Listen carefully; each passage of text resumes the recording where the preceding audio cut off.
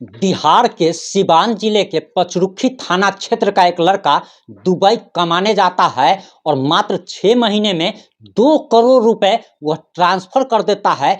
40 लाख रुपए वह अपनी भाभी के अकाउंट में ट्रांसफर करता है और शेष बाकी बचे पैसे वह अपने अन्य रिश्तेदारों और साइबर कैफे वालों के अकाउंट में ट्रांसफर करता है। जिसके बाद पटना से ईडी की टीम सीवान के पचरुखी थाना क्षेत्र के उसी गांव में पहुंचती है।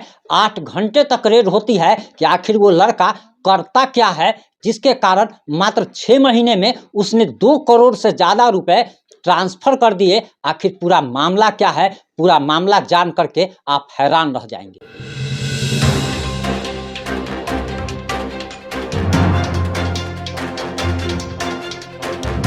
नमस्कार, मैं प्रिंस कुमार सिंह और आप देख रहे हैं पॉजिटिव इंडिया। अगर अभी तक आपने चैनल को सब्सक्राइब नहीं किया है तो खबरों से अपडेट रहने के लिए कृपया चैनल को सब्सक्राइब कर लीजिए और जो लोग ऑलरेडी कर चुके हैं उन तमाम लोग को सहृदय धन्यवाद। अब वापस आते हैं अपनी खबर पर। दरअसल आपको बताते चले कि पटना से ईडी की टीम सीवान जिले के पचरुखी थाना अंतर्गत पहुंचती है और वहां पर जाकर 8 घंटे तक छापेमारी होती है और बताया जाता है कि दरअसल अप्रैल महीने में, इसी साल अप्रैल महीने में साल 2023 में ही राज नारायण सिंह का बेटा कमाने के लिए दुबई जाता है और दुबई जाकर के मात्र 6 महीने के अंदर में ही वह 40 लाख रुपए अपने भाभी के अकाउंट में ट्रांसफर कर देता है और टोटल रुपए बताया जा रहा कि 2 करोड़ रुपए उसने भारत भेजे। शेष पैसे उसने अपने रिश्तेदारों और अन्य साइबर कैफे वालों के अकाउंट में भेजे और पता लगाने की यही कोशिश की जा रही थी कि आखिर वो लड़का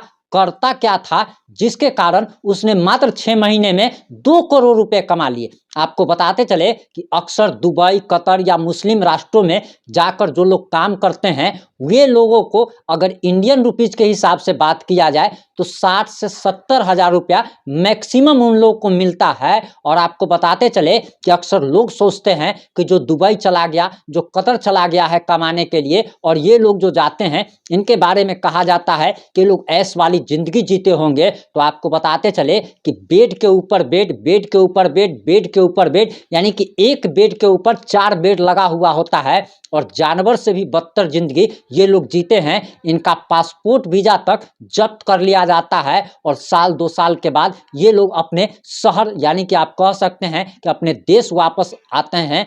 लेकिन आखिर इस लड़के ने ऐसा क्या कारनामा कर दिया, ऐसा क्या काम वहां जाकर के किया कि मात्र 6 महीने में इसने 2 करोड़ रुपए भारत भेज दिए।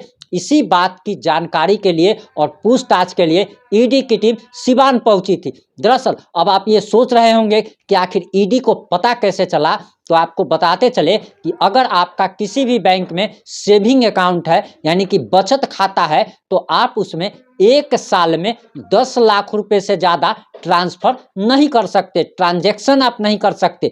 अगर 10 लाख रुपए से ज़्यादा आपके सेविंग यानी कि बचत खाता, जो साधारण बचत खाता होता है, उसमें अगर ट्रांजैक्शन अगर होता है तो बैंक, जिस बैंक में आपका अकाउंट है, वो इनकम टैक्स को खबर करता है, ईडी को खबर किया जाता है। और यही बात भी इसी कांड में हुआ और बैंक ने दरअसल ईडी को खबर किया कि इस अकाउंट में 40 लाख रुपए का ट्रांजैक्शन हुआ है और ये पैसा दुबई से आ रहा है। इसके बाद ईडी की टीम जो है वो सीवान के बताया जा रहा कि दरअसल ईडी के रडार पर बिहार का एक परिवार तब चढ़ गया जब जांच एजेंसी को यह जानकारी मिली कि दुबई से इस परिवार के खाते में 2 करोड़ रुपए ट्रांसफर किए गए हैं।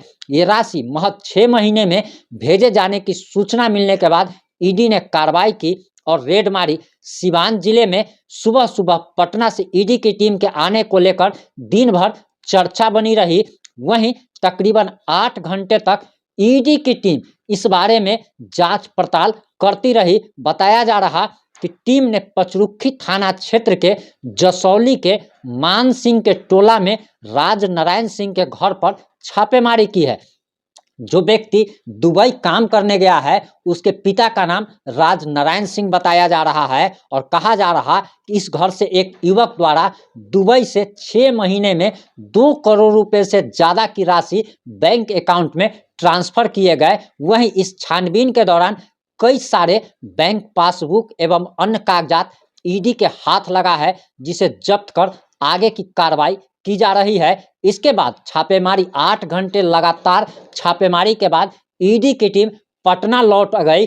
वहीं ईडी की छापेमारी की कार्रवाई से स्थानीय प्रशासन जो है वो इनकार कर रहा है, यानी कि लोकल पुलिस का कहना है कि ईडी की कोई छापेमारी नहीं हुई। वहीं प्रत्यक्षदर्शी गांव वालों का कहना है कि 8 घंटे तक लगातार छापेमारी होती रही। वहीं ये भी खबर मिल रही है और ईडी को इस बात का भी पता लगा है कि सिर्फ भाभी के अकाउंट में 40 लाख रुपया, अन्य रिश्तेदारों के अकाउंट में कई 1 लाख रुपए और कई सारे, जैसे आपके अगल बगल में जो साइबर कैफे वाले होते हैं, सीएससी सेंटर वाले यानी कि सहज वसुधा केंद्र वाले जो लोग होते हैं, जिनके यहाँ अगर आप पैसा निकालने के लिए आप जाते हैं या पैसा अगर आपको कहीं भेजना होता है, तो अगर आप फ़ोन पे, गूगल पे अगर नहीं चलाते हैं तो आप उससे पैसा भेजते हैं, जो कि 1000 रुपये में 10 या 20 रुपये चार्ज करता है। वैसे साइबर कैफे वालों और सीएससी अकाउंट वालों के भी अकाउंट में पैसा भेजा गया था और ये बातें ईडी ने जानकारी दी है।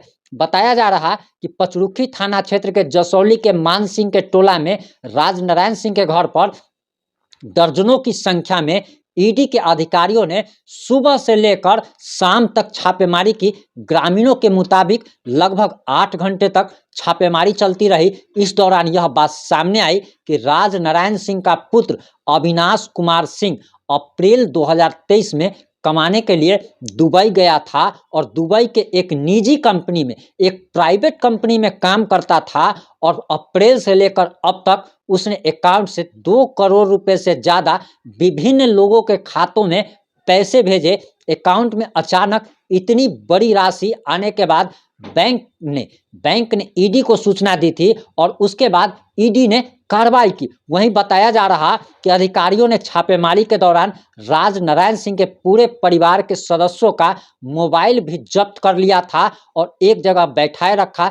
छापेमारी के दौरान घर के एक एक कागज, डॉक्यूमेंट, मोबाइल, सभी सदस्यों का बैंक पासबुक, बैंक में हुए ट्रांजैक्शन आदि की तहकीकात की। कहा जा रहा कि जांच के दौरान यह भी बात सामने आई कि अविनाश ने पचरुखी बाजार स्थित कुछ साइबर कैफे वालों के अकाउंट में भी पैसे भेजे थे। उसके बाद अधिकारियों ने आधा दर्जन साइबर कैफे वालों के यहाँ भी छापेमारी की और उनसे पूछताछ की। पूछताछ के दौरान सभी साइबर कैफे वालों के बैंक ट्रांजैक्शन को देखा गया, उनके बैंक पासबुक की जांच की गई और सभी साइबर कैफे के माध्यम से भेजे गए रुपयों का विवरण भी एकत्रित किया गया। जांच में ये बात भी सामने आई कि अविनाश ने अपनी भाभी के अकाउंट में 40 लाख रुपया भेजे और उनकी भाभी का अकाउंट सील कर दिया गया है। वहीं बताया जा रहा कि छापेमारी करने पहुंची ईडी के अधिकारियों ने मीडिया से दूरी बनाए रखी और कोई भी जानकारी देने से कतराते रहे। ईडी के एक बड़े पदाधिकारी ने ही यह जानकारी दी कि दरअसल छापेमारी विदेशों में हो रहे संदिग्ध पैसे के लेन देन को लेकर है और जरूरी कागजात को जब्त किया जा रहा है। इस पर भी अभी जांच जारी है और पता लगाने की कोशिश की जा रही है कि आखिर राजनारायण सिंह का बेटा अविनाश कुमार सिंह दुबई में जाकर ऐसा क्या काम कर रहा है कि उसने मात्र 6 महीने में 2 करोड़ से ज़्यादा रुपए भेज दिए। इस मामले में जैसे ही कुछ नया अपडेट आएगा हम आप लोगों तक जरूर पहुँचाएंगे। जुड़े रहें हमारे साथ। जय हिंद, जय भारत, जय जय बिहार।